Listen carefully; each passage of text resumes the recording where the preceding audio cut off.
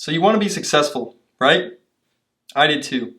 Here's the thing. The typical success path from your parents' generation just doesn't work anymore. Getting good grades and going to a good college doesn't guarantee you anything.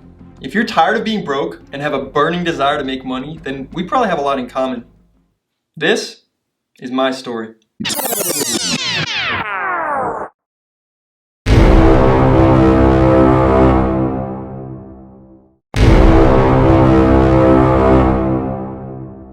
I had a pretty damn good childhood. I never went hungry, I always had a shirt on my back and a roof over my head. I had parents who believed in me and told me I was going to succeed. And from a young age, I did. The one thing missing was money, and the stress of never having enough weighed over every decision and every moment I lived from as young as I can remember. I knew that I had to succeed in school to go to a good enough college, to get a good job, to earn enough money, to never feel that feeling of not having enough again. So I pushed myself. By the end of high school, everything was lining up exactly as I had planned years before. I basically took all honors and AP classes and got straight A+, earning the highest GPA in my class. I scored perfect on SAT reading and only missed one question on the math. Again, everything was lining up. I graduated cum laude and went to arguably the best business school in the country. Encounters with CEOs of billion-dollar companies were honestly a monthly occurrence. And by my junior year, I was applying for internships on a daily basis. I spent several hours applying every day on top of my job and my schoolwork and daily exercise. I was determined to cast as many nets as possible to make sure that I landed a job.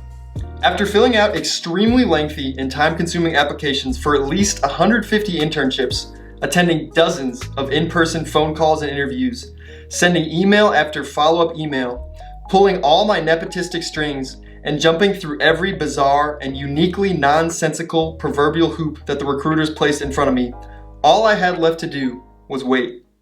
And then they started to come in. The rejection emails.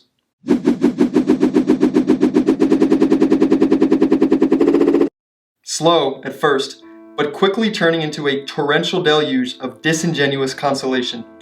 Despite being hidden behind a carefully worded facade of placating phrases, every message was essentially the same.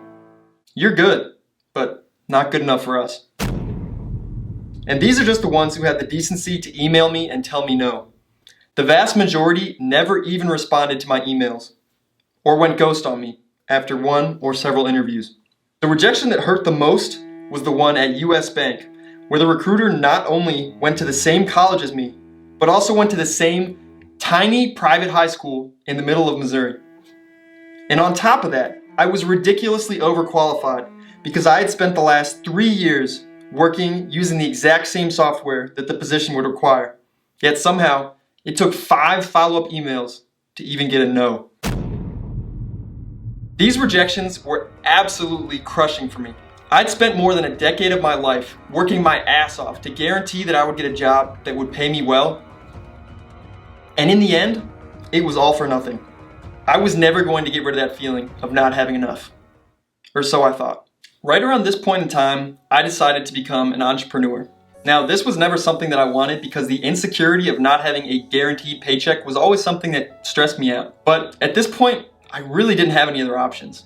I was full of self-doubt, but I decided to give it a go. You can see this video here. I filmed it right around the time I was starting my business, and just the tone of my voice shows exactly how insecure and doubtful I was at the time. I'm about to start my Shopify store, and I'm just wondering where it'll take me. Guess we'll find out. Maybe I'll just look stupid. Anyways, David of the future. Hope this makes you happy, because a lot of doubt right now, but I feel like this could be big.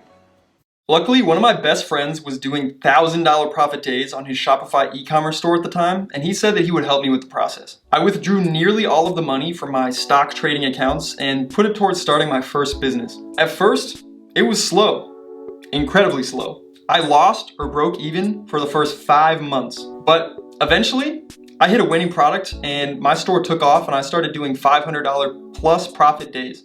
And the rest, well, it's history. I started an Instagram, and then I started TikTok, and then I started YouTube. And I started trying to inspire as many of you guys as possible and help you to realize that you don't have to have success according to the standards that society still dictates today. We went through a 50, 60-year period where going to college was ROI positive. But for a lot of Americans, that's just not true anymore. This typical success path just doesn't add up. And for a lot of people, it puts them in a worse situation than they would have been if they had just gone at it on their own.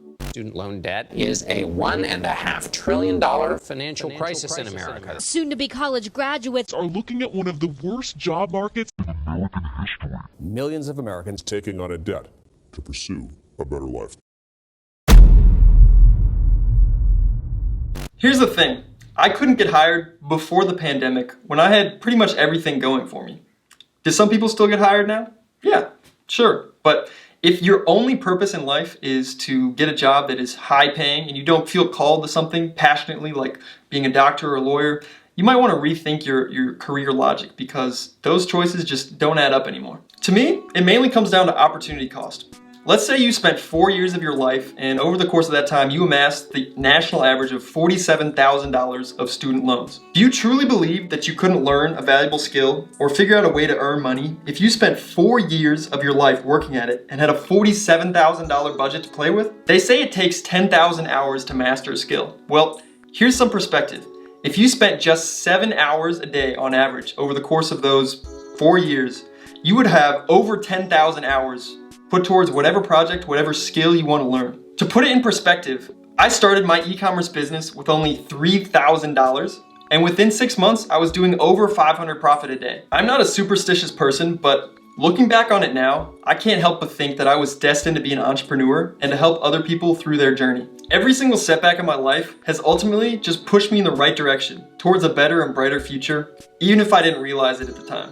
And that's ultimately the message that I want to give you guys. Even if you're feeling lost, hopeless, without a sense of direction or purpose, just know that there is a brighter future ahead.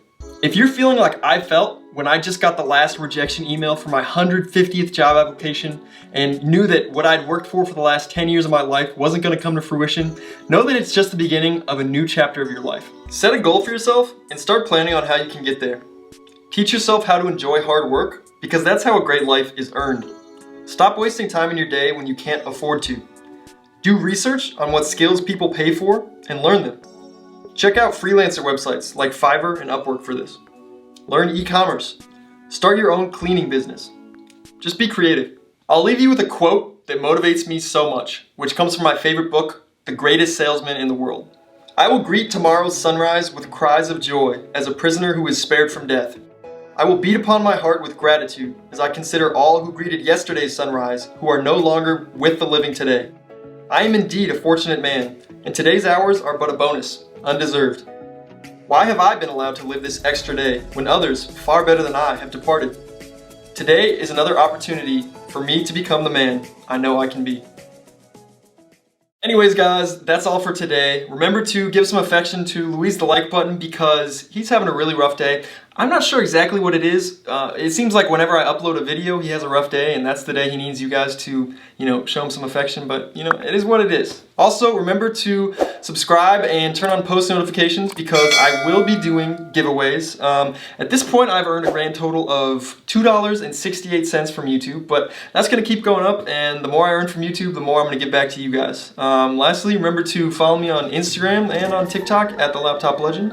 And I think that's all for today. So I'll see you guys next time and let's grow better together. Preguntar, bebé, dime por qué te mientes. No puedes esconder todo lo que tú por mí sientes.